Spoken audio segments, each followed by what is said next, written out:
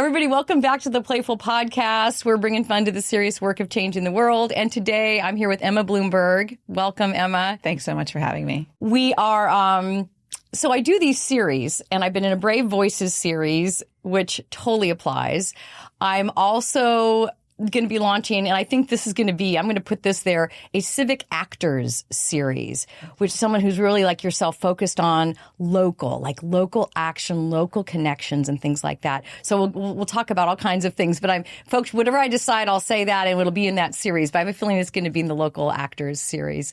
Emma is the founder and CEO of Murmuration, which is a 10-year-old organization, which I saw you call a civic engagement CRM.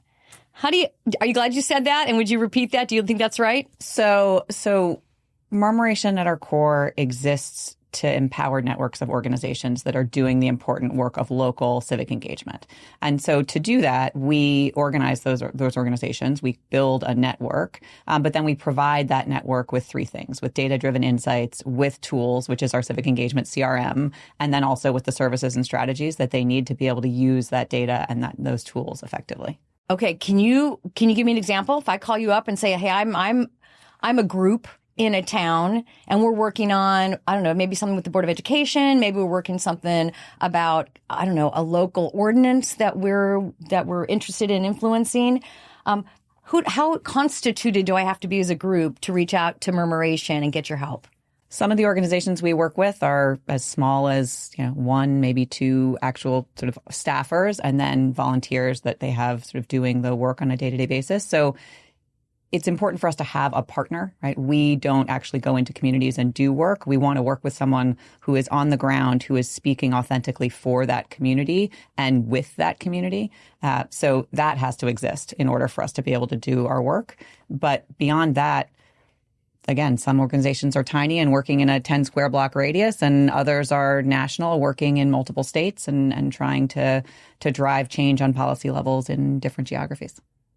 Is it typical? We're getting right into it. We're going to talk about play and all that good stuff too, but I got a lot of questions. I love it. So, and folks, Murmuration, let me see if I got this right, is the description of, the concept of birds in flight that flock in formation. And does it also include, or is this what I perceive when I'm watching birds doing that they share the lead and there's sort of a rotation of leadership in the flock?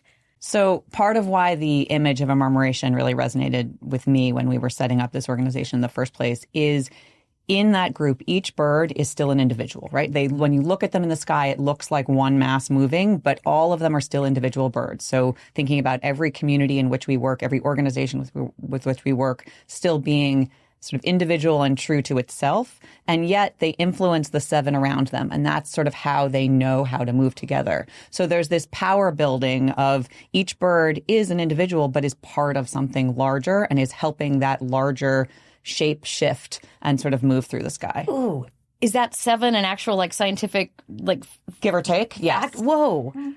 Okay, I've always wondered. Yeah. Did you know about this before you started Murmuration? I would say I've been an amateur bird watcher for a while. New York City pigeons are actually truly fascinating, and that's a whole other conversation that we can have, but I grew up here, so I've spent a lot of time watching them. And I think, the idea behind what we wanted to be, when we started, we had 3 organizations that raised their hand and said, okay, fine, we'll take a chance and let you experiment with us. We got to 5 and sort of stayed there for the first 2 years. So there wasn't a whole murmuration, right? There wasn't the ability to think about how each of those organizations could be influencing each other and moving as one.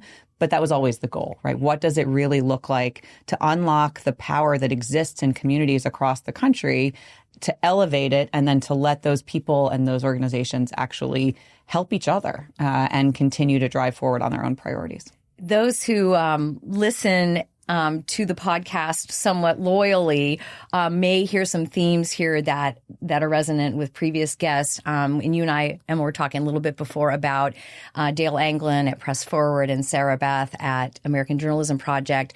And even way, way back, early first episode, Layla Zidane, who works with lawmakers around the country under age 40. And we talked about that third thing, and their youth is there a connector beyond what might otherwise seem binary about them, for example, their political party, for example. Local and block and local concerns, block by block concerns, really is our present third thing, I would say. And when we allow ourselves to work with neighbors on something local, we're going to find the other stuff just kind of falls away.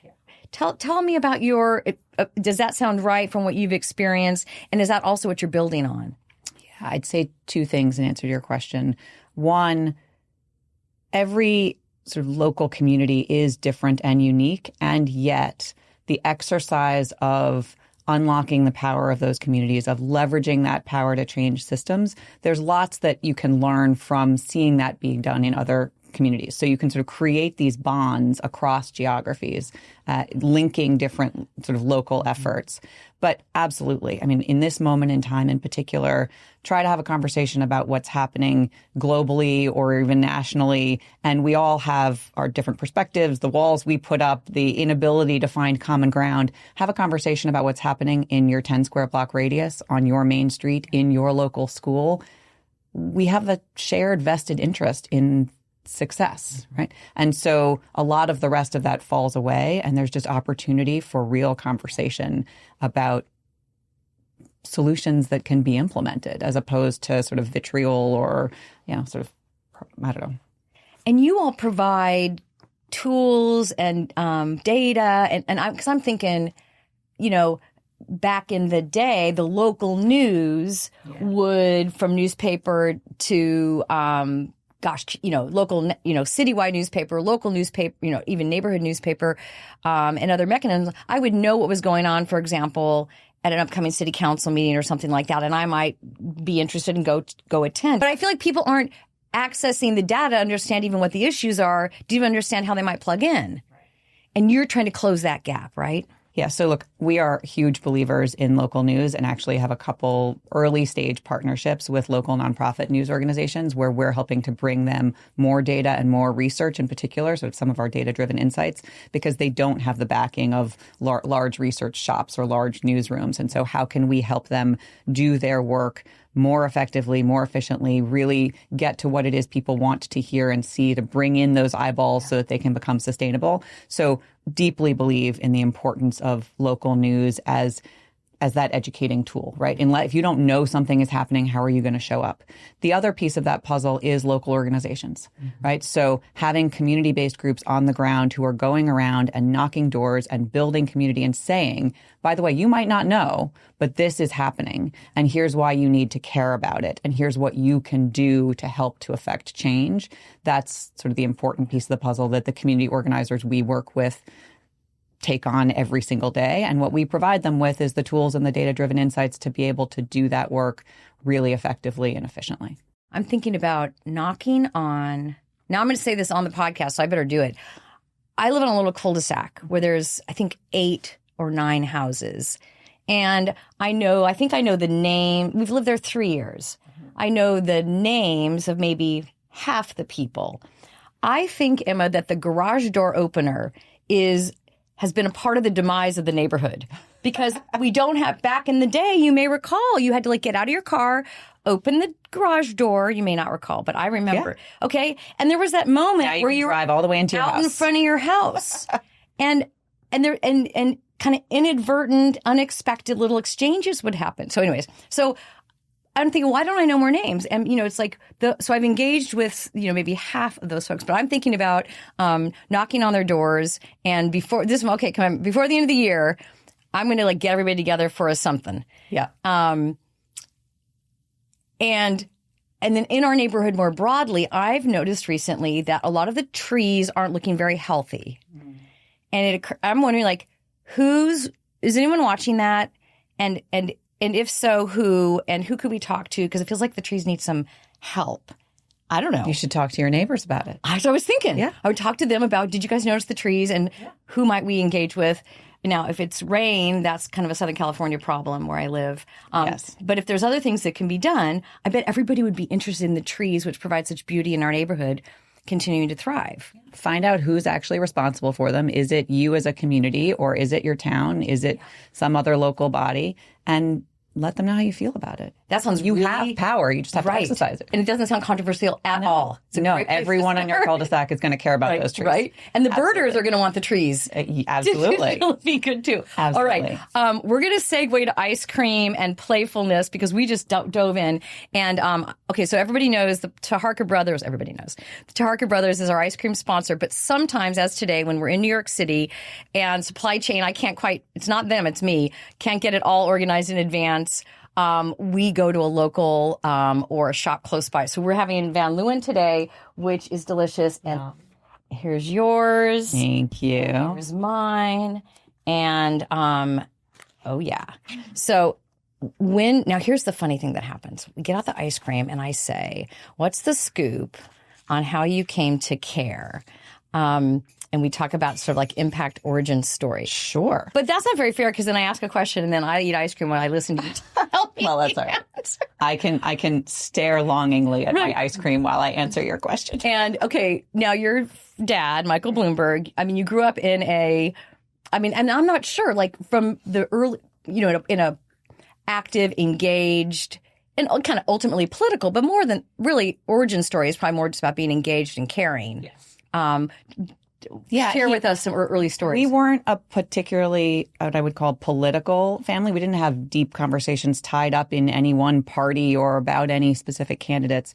It was much more grounded in civic engagement and in a belief in the potential for this country, right? My father was brought up as someone who believed that what we thought of then as the American dream, the sort of if you work hard, you can achieve anything, that was how he got to where he got, right? Local public schools were how he got his education, and civic engagement and giving back to your community was part of every conversation. So every election, he took me with him to actually vote. And this was back in the day when you had to sort of flick all the switches and then pull this big lever. Yes. Every July 4th, the New York Times would reprint the Declaration of Independence.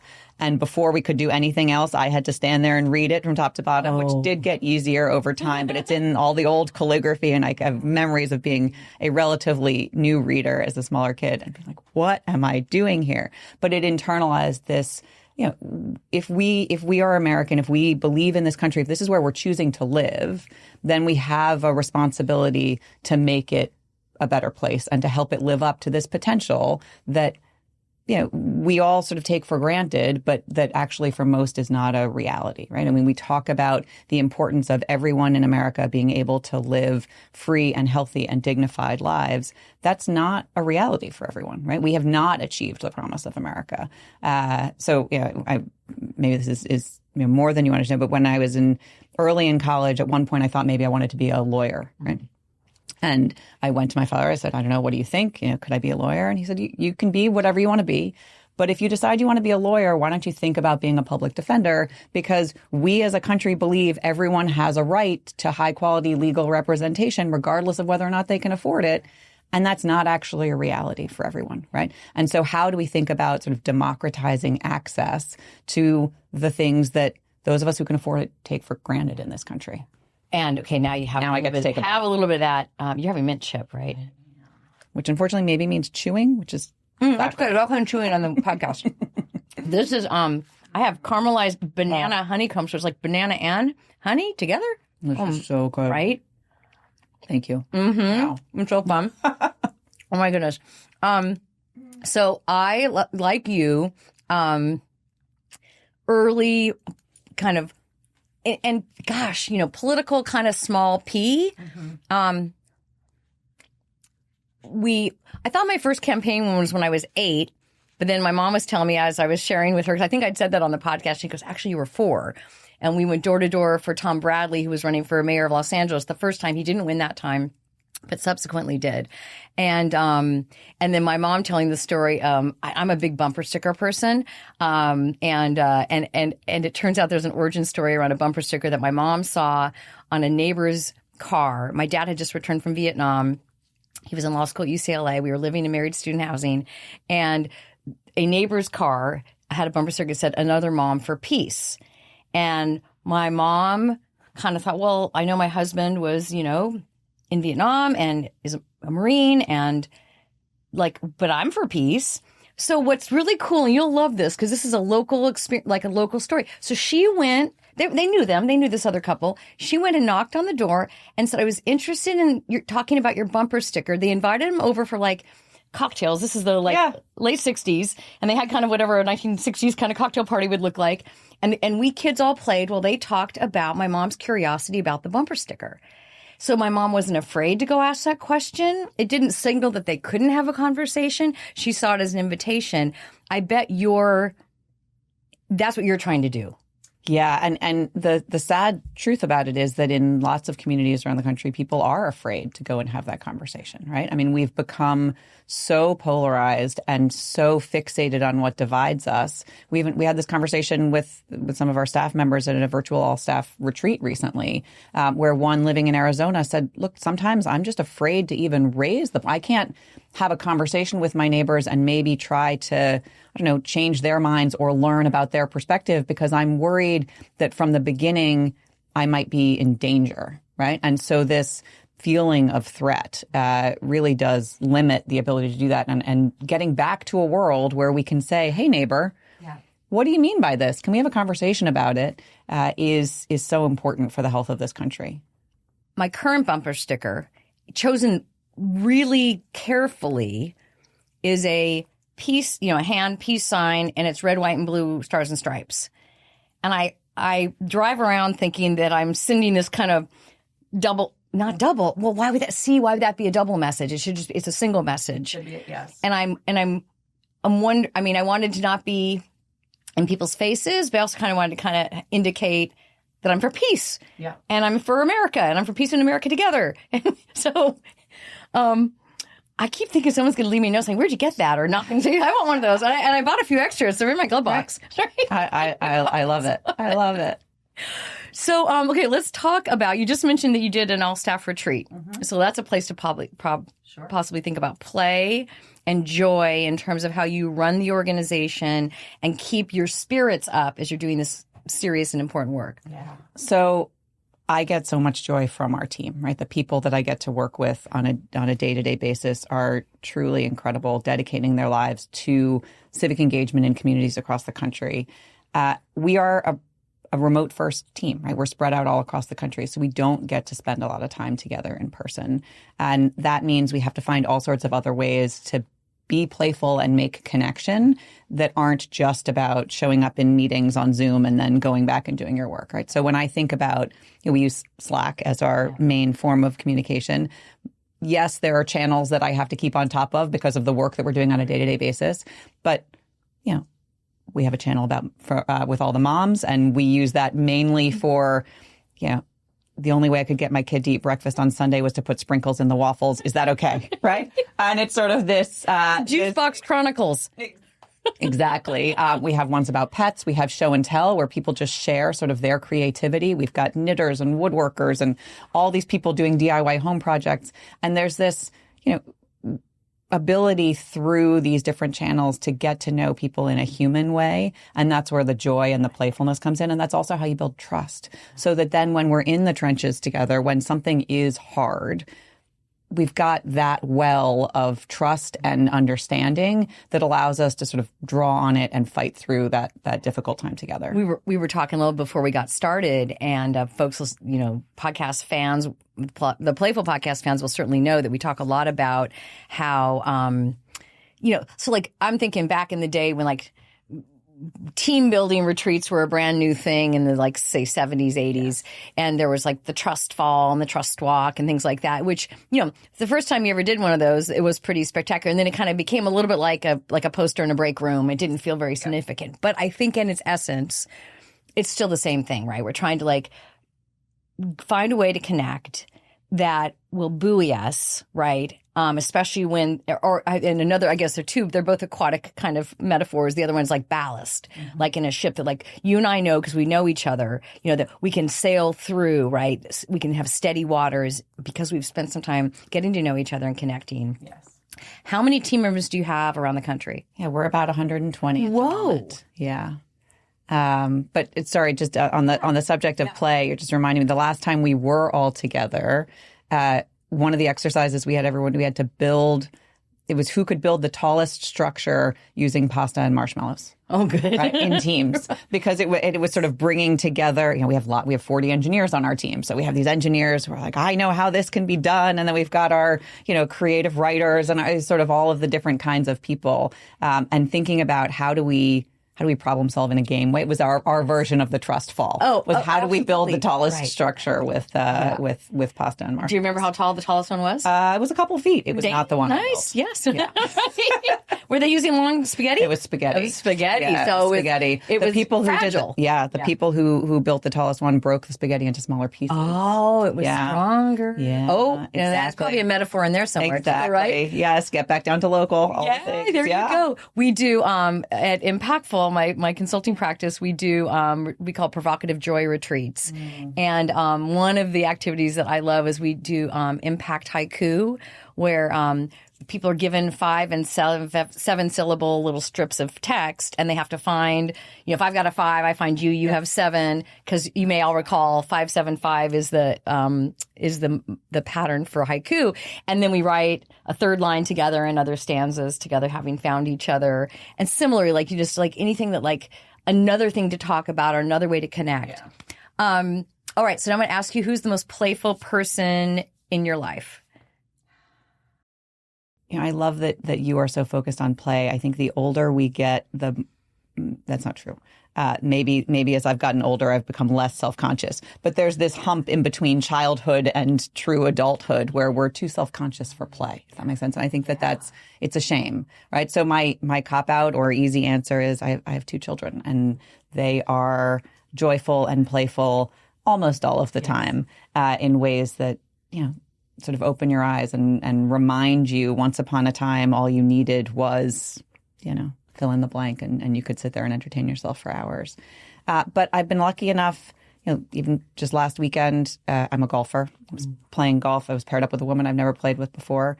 And she said, 2 or 3 holes in, stop taking life so seriously. We only get 1 lap at this thing. So yeah, fine, work hard. But you also have to play hard, because what is the point if you're not actually finding ways to enjoy it and to laugh and to see the fun in it?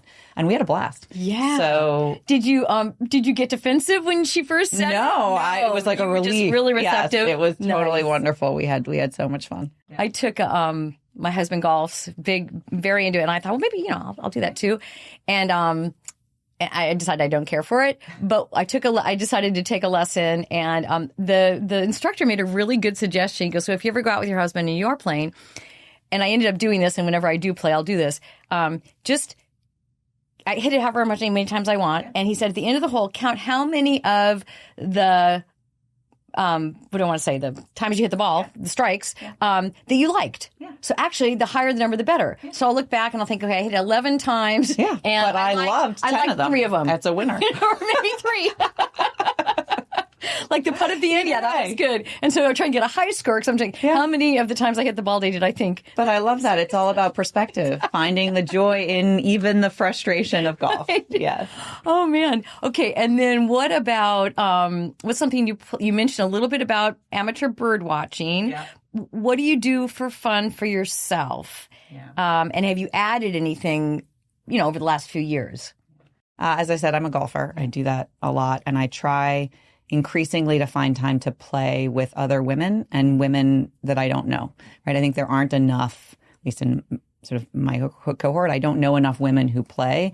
And so I think it's just a way to build new relationships and meet new people and broaden your network, not from a work standpoint, but from sort of a life standpoint, a perspective standpoint. And that also means I get to play with people who are much younger than me and people who are much older than me, because golf's sort of an equalizer in that. I love to read. I love to cook. I love to spend time with my kids. I've got 3 dogs. So life is full. Life is full, and I'm incredibly blessed. And are you typically reading some nonfiction and fiction at the same time? I try to have, yes, both going at the same time. I'm on the fiction side, I tend to gravitate towards science fiction. I've always been that way, science fiction and fantasy. And so Sometimes those can be on the denser side. If I'm reading something really hefty, I may not have a nonfiction going at the same time, but it depends. I might have sent you this quote, I think, in the materials. Ruha Benjamin, are you familiar sort of with Afrofuturism?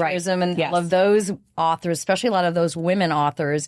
Her quote in Imagination Manifesto that I shared was roughly, if I can get this right, those who control the resources control the imagination. And it made me think about, and I think I will ask you, do you think that's so with data as well? Those who control the data control the imagination. And what can we do about that? And what are you doing about that? Yeah, look, I think that is so core to why we exist, right? I mean, one of the reasons, there are any number of reasons why it's hard to shift the status quo. One is there's always some entrenched entity that has a vested interest in keeping it there. And they tend to be well-resourced, and they tend to have access to lots of data and to the tools that they need and to the people that they need, sort of the network that they need to keep the status quo in place. And the status quo is often not working for people in communities. And so why we exist is to provide those people in communities access to super high quality data-driven insights, to the tools that they need to be able to do that work, to the services and strategies to be able to, I don't want to make this about sort of fighting against some other entity, but to shift the status quo, to really have that amount of heft, right? To be defined as a special interest in some way, right? Like it's the community, it is a special interest. And so, yes, I mean, I think in our case, those who control the data control the systems, control the outcomes. And what we're trying to do is democratize that and say, okay, great. Now everyone has access to high quality data-driven insights. Now everyone has access to the tools they need to be able to do this work. You don't have someone on your team who can help you set strategy? Great. We do. We can sit with you and help you to identify what it is that you're trying to accomplish and figure out how you're going to get there, and thereby start to level that playing field a little bit so that it's not, or it is, I suppose, still those who control the data, control imagination, or control what's possible. It's just that we're giving everyone that control. And so they can help to figure out what the future needs to look like for them. And we talk a lot about imagination on the podcast because it's a play, I think we first think about it as a playful thing about kids imagining and having an active imagination. But isn't democracy an imaginative concept, right? Democracy, I think, I'm just coming to this right now, is all about imagining a potentially different future, better future, and a role in it by either your own actions and then the actions of those that you elect and who then take a position of representative authority. And if because I feel like right now, okay, again, I don't want to be like all us, them, but like there's certain forces at work that are quite happy if we just kind of have our heads in the sand and don't know, don't care, and think, well, I can't really do anything about that anyways. I'll just keep my sphere very, very small. I want to be a part of breaking that down.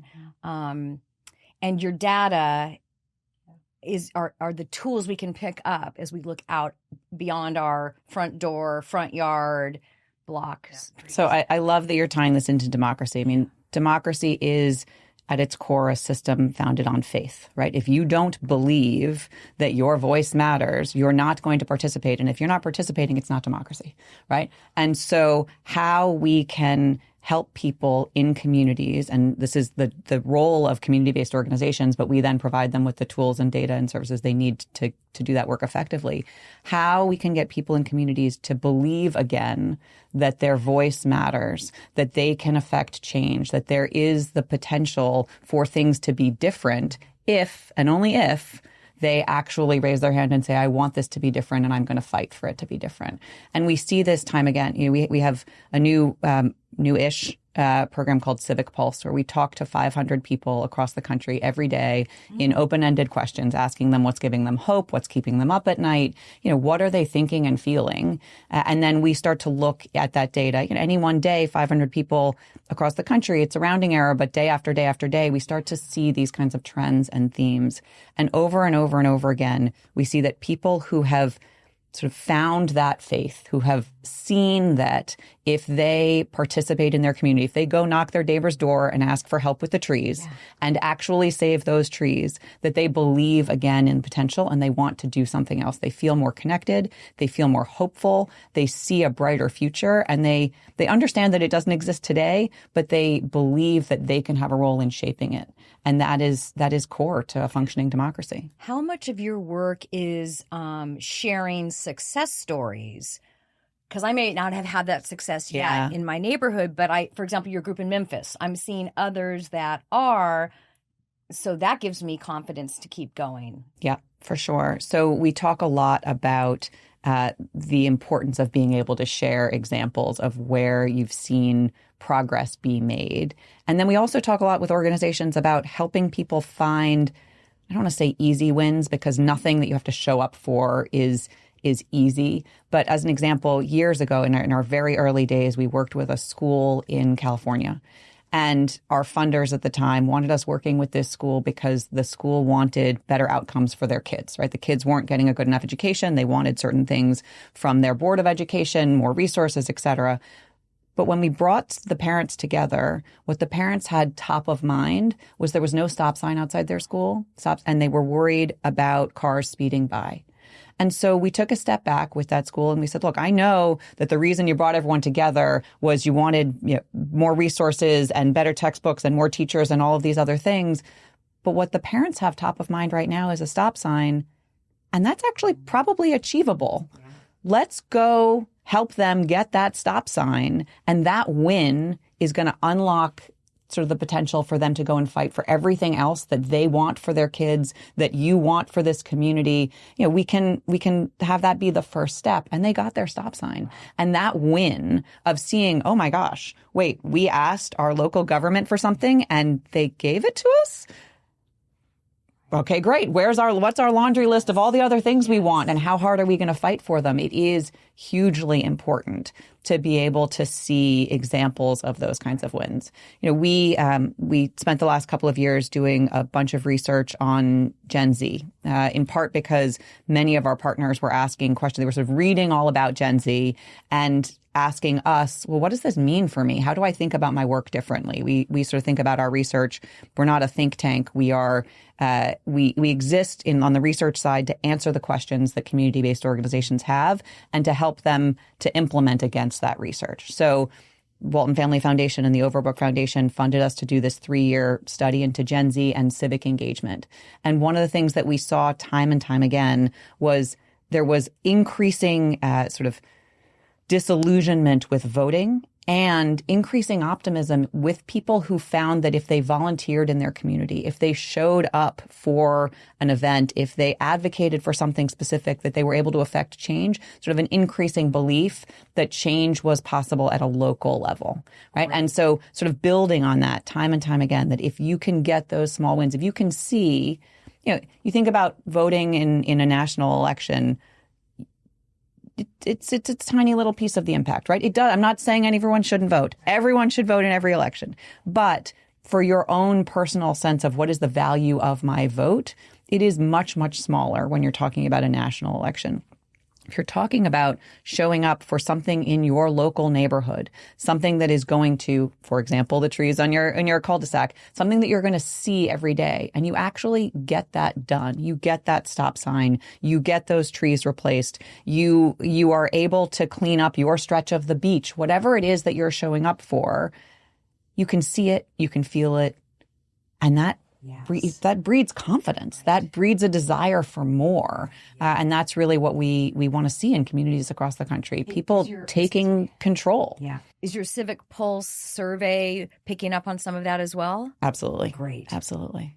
Wow. We want to be a part of promoting that. Here we are doing that. All right. I want to, as we wrap up, I've got a couple little. I know. Time goes so fast. I know. These are some little kind of terms and tidbits from some of the things I've seen written about you and about the organization. When systems fail and leadership falls short, organizers step in. What's your definition of community organizer, and what do you think people get wrong about that? And how would you like to maybe widen the aperture for folks? I think most people think of community organizers as coming together around sort of a specific rally or a specific election. And actually, the work of community organizers is day in, day out, year after year after year, building connection, building human connection with people in their communities, building trust, building relationships. Not everyone in your neighborhood is going to show up for a rally or is going to be able to vote for any number of reasons, right? But everyone in your community can have a role in creating the conditions for it to really be thriving. In building, I talk a lot about sort of community-based social safety nets, right? It's not about federal dollars. Those, unfortunately, come and go. But having those connections, knowing your neighbors, so that if one of them is struggling, everyone can show up for that person. That human level connection is so important for community organizers. And I think when I think about the investments that need to be made in community organizers, too often people are fixated on the short-term win that they want. So you'll see community-based organizations get a lot of funding around a specific event or at a specific time. And that glosses over the work that has to happen the day after that, and the day after that, and the day after that, because human connection requires constant feeding, right? We can't just come once a year and say, hey, will you show up for this thing? And then go dark. You have to be constantly building that. And so increased investment in that longer term relationship building. And then from our perspective, we exist to provide what we think of as the civic infrastructure for those organizers, the tools they need, the data they need, the additional supports that they need, and more people thinking about what is civic infrastructure? What do organizers really need to be more effective so that they can do their job every single day? Yeah. That goes with one of the other things I wrote down, which was ongoing, not episodic. Yeah. And I think so much, election cycles are the biggest example of this. We kind of this every 4 years or maybe every 2 years, depending on how interested people are. And this is, and it also brought to mind, I had a guest on from Interfaith America early on in the podcast. And she said, it's not just the day after, it's the day after the day after. And that sounds like what you're talking about as well. Yeah. Look, I get to work with lots of philanthropists, and they do incredible work. I really, like, so much of what we see in terms of progress in this country comes from truly generous people and foundations. And I'm incredibly grateful that we have a thriving philanthropic sector in this country. And often those grants are directed towards episodic wins, towards a specific victory, if you will, a specific project. If you're not doing all the work leading up to that and continuing to do all the work afterwards around building support for that change, around building demand for that change, around building understanding for that change, then we often see those wins slip away, right? You see time and time again in places across the country, progress is made and then it slips. And one of the reasons it slips is that there isn't that investment in the broader community ecosystem so that people in that community will stand up and say, wait, hold on a second. We actually liked that. Yeah. We want to keep that. That was working for us, right? If there's silence, then when the philanthropic dollars go away, often those wins slip away. Right. And the philanthropists often ask, how are you going to keep this going after our money is gone? Which is a fair question, but it kind of reinforces the cyclical and episodic nature that we've kind of gotten used to, which is not. You had you mentioned Sarah Beth from American Journalism Project. One of the things that she and I have talked about on this is, yes, philanthropy is hugely important in local journalism and in nonprofit news, but it can't be and shouldn't be the only source of funds. You have to be able to connect what you're putting out there to demand from people and communities. So we have some partnerships with local nonprofit news organizations, Deep South Today being one of them, where we are really trying to help them create that connection. What is it that people in our community really want to see in local news that will make them care enough about it that they're willing to buy it, that they're willing to invest in it, that they're willing to think of it as a common good that they want to be a part of?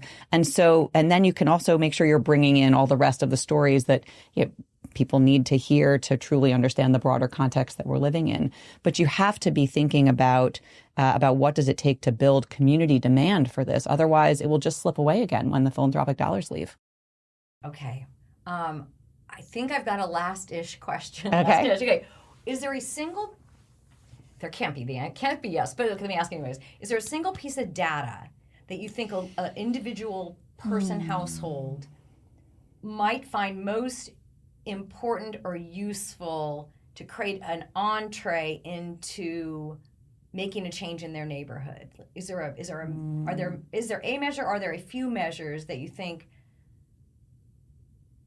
What kind of data is most an invitation and most actionable for a person or a family or a neighbor? Gosh, I don't think there is just one. I think it so depends on the person, the family, the neighbor. When we talk about our data, we talk about having data on people, on place, and on perspective. So that's sort of who are the people in your community? What are the indicators in your community that you might want to care about, whether that's educational attainment, economic mobility, air quality, water quality, et cetera, sort of how do you understand the place that you're in? And then that perspective data is where things like Civic Pulse come in. What do people think about those issues? How do people feel today in this community? What's keeping them up at night? What's giving them hope? And where can we find common ground? So to me, if you start to understand where you live on those three dimensions, you can then decide for yourself, all right, well, when it comes to place, these are a whole bunch of indicators about it. I actually really care about that one. And that's the one that's going to get me out of bed. And now that I know the people and perspectives, I can actually go and try to find people who, like me, believe in that thing. And we can go work on it together. And there's just power in finding that common ground, finding that community, and then driving for change. Could a person like me come to you and say, this is my zip code, or this is my census tract, or whatever the case may be? What can you tell me about where I live? Yeah. So right now, the only way that people can access our data is through community-based organizations. Okay, We're set up, one of our guiding principles is we succeed when our partners succeed. We are really set up to help community-based organizations find people and bring them together and drive forward that kind of change, so help them to unlock the power of individuals. Over the longer term, I mean, we are set up as a 501c3, 501c4, and LLC. We sort of have a whole suite of vehicles, but our C3 is designed around making sort of what we find accessible. So on the research side, every piece of research that we put together, we just put up on our website for whoever wants to see it, and that can give you sort of broader overviews. What I would love to get to at some point is some way for individuals to be able to, maybe not go deep in the way that an organization does, right? You don't need access to that civic engagement CRM because you're not going to go necessarily as an individual and start knocking all those doors absent some sort of connecting force. But to certainly understand the place and perspective better about where you live, to spark those kinds of ideas, to get you to go find that community-based organization so that you can start to find some of your peers and work together towards a common goal. And for me to know who's working on this thing I've just found out a little bit more about that I care about and go join forces. Okay. Yeah. That sounds like a little bit of a call to action. Do you want to put a finer point on or suggest another call to action for listeners who are primarily full-time, philanthropists and or organizers, change makers around the country? What can we do to support you, and what can we do to be a part of this movement? Absolutely. Look, I would say in your local community, find organizations that you think are doing good work and see what it is that they need, right? They are all or almost all under-resourced, particularly to the point of that work has to happen day after day after day. Find them in the off cycle. Find them after an election. Find them after some ballot initiative has passed or some rally was hosted, and say, okay, what do you need tomorrow? And how can I be a part of that? Go knock on your neighbors' doors. Meet them. Build your own sense of community. Think about what is the long-term infrastructure that the organizations that you now find in your community actually need, right? We often sort of don't want to know how the sausage is made, as they say. Like, figure out how the sausage is made and make sure they have access to what they need to be able to do that work, right? We provide civic infrastructure in the form of tools, data, and supports. Some of them need that. Some might need other things, right? And so how do you help them to identify it, help them to get those resources? We are a nonprofit. We certainly are always happy to have additional funders. And if you go to our website, we also have case studies of lots of the great organizations that we work with who are all also happy to have additional funders and deserve additional support. But fundamentally, I'll go back to the point you made about democracy. If we believe that America can truly be a place where all of us can live healthy and free and dignified lives, where every community can ultimately thrive, if that is the end goal, right, what are you doing to help make that a reality? How are you a part of it? And we can't step back and say, oh my God, our democracy is under threat, woe is me, right? If our democracy is under threat, participate in it. Because the more of us that are participating, the less under threat it is, right? It depends on each of us as individuals being a part of that solution. I love it. Okay. Oh, man. Thank you, Emma, so much. Thank you. This was so fun. Thanks, everyone, for being part of bringing fun to the serious work of changing the world. And Emma Bloomberg, thanks Thank for you what so you're much. doing. This was really so Hats fun. off. Truly joyful. Thank you. Cheers.